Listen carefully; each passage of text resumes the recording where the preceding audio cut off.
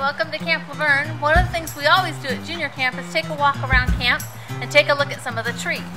So I'm standing here at the rock circle outside of the lodge, and here's the first tree we're going to talk about. This tree is a California black oak, and you can tell it's a California black oak when you look at its bark, and it's got this really bumpy bark. And then, oh my goodness, let's find one later that has a good leaf that we can get that's down low. They've got really unique shaped leaves, and so they are pretty easy. There we go. They're pretty easy to tell from other trees. Look at the shape of the leaf. And so that's the California black oak. And the seed pods that come from a California black oak are acorns. Right now is not a great time of year to find a lot of acorns on the ground. So if we find one later, we'll pick it up, but we probably won't. All right, let's go ahead and walk a little bit this way. One other tree that's right here across. And this one has what we call puzzle bark on it. This is a pine tree. And there are two pine trees in camp that look very similar. And so it's very hard by just looking at it to tell if it's a Ponderosa pine or it's a Jeffrey pine. So there are a couple of tests. One test is to get your nose in here and take a big whiff and get the spider webs too. And if it smells kind of like vanilla, then it's probably a Jeffrey pine. And then the other test is to find a pine cone and roll it between your hands like this. If it doesn't poke you, it's a Jeffrey, and the way we remember that is to call it a gentle Jeffrey.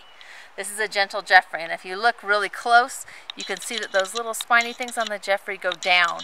When we get to another kind, they're going to go up a little bit, so they don't poke you when you roll. So now we've got the California black oak, and we've got a Jeffrey, a gentle Jeffrey. Let's go see what other trees we can find in camp. The next tree we're going to talk about is another pine tree. It's got puzzle bark, like the other one that we saw, like the Jeffrey pine. Needles way up there look pretty similar to the Jeffrey pine. So we're going to pick up the pine cone, and we're going to roll it like this, like we did before. But this time, every place I go, it's poking me. And so we call this one a prickly Ponderosa. So that's how you can remember. Gentle Jeffrey doesn't poke. Prickly Ponderosa pokes. Also, I can do the smelling test. Nothing. So the other one had that vanilla smell, and that was the Jeffrey pine or the yellow pine, and both names are the same. This is the Ponderosa with the prickly pine cone.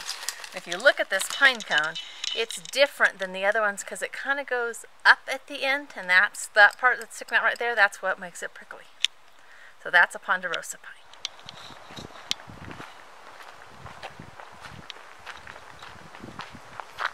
So now we're walking up the path. We've gone past the campfire pit, and we're almost to the manager's house. And here's another tree that we're going to look at. This tree is a white fir. When they're young, it's easy to think of the white fir because look how white the bark is. So that's a clue. As they get bigger, the bark's not so white. But if you look at the needles, they're really different from those pine needles. These are short and they stick out both directions from the branch. So this tree is called a white fir. So we've had a California black oak, we've had a Jeffrey pine, and this one's a white fir. And if we just turn right over there is another tree that we like to talk about in camp. This one, we'll see some big ones of these down by the kitchen, but I thought this was a good example because we can see the leaves right here. This is an Incense Cedar. And this is another tree where you want to take a smell.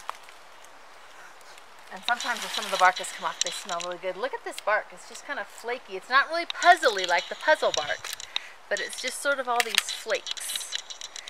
And sometimes they make things out of cedar, and it'll be kind of a reddish color wood and smell really good.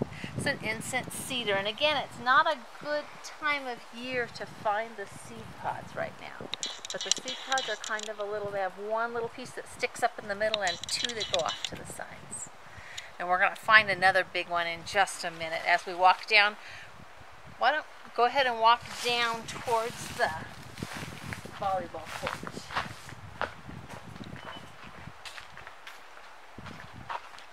And we're going to go past, there's actually a whole grove of cedars down in here. So we're going to pass quite a few incense cedars. Right in front of us, there's a little incense cedar.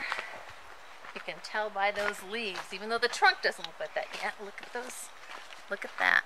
That's the incense cedar. And right down here, there's a big one just on the other side of the bridge. Got all those trunks sticking up. And I'm going to crawl down here and see if I can find seed buds from an incense cedar. Oops. Off the trails, I know, but for a very good purpose. Let me see. I didn't come down here ahead of time and find one of these. I don't see any on the ground. Don't think we have any, but look at that bark. Look at how big this tree is. It's huge. So there's another cedar. We have lots of tall cedars down in this area. Alright, so here's another California black oak. And one of the things I like about the black oak is the way those leaves look when the sun's coming through them. If you're up here in the fall ever, they are bright yellow and they're really fun to see. So there's another example of a California black oak.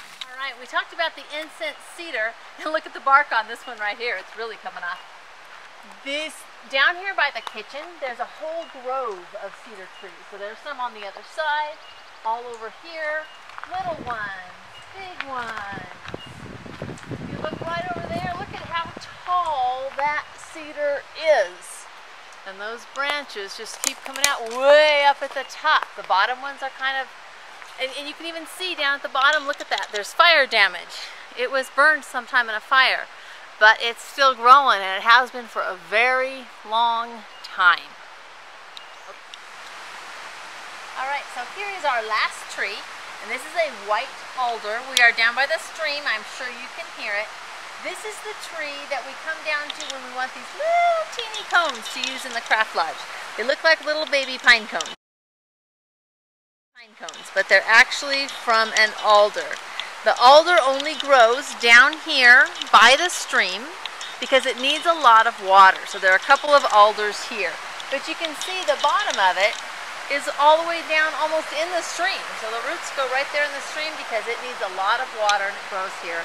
So now you know a little bit about a few of the trees at Camp Laverne.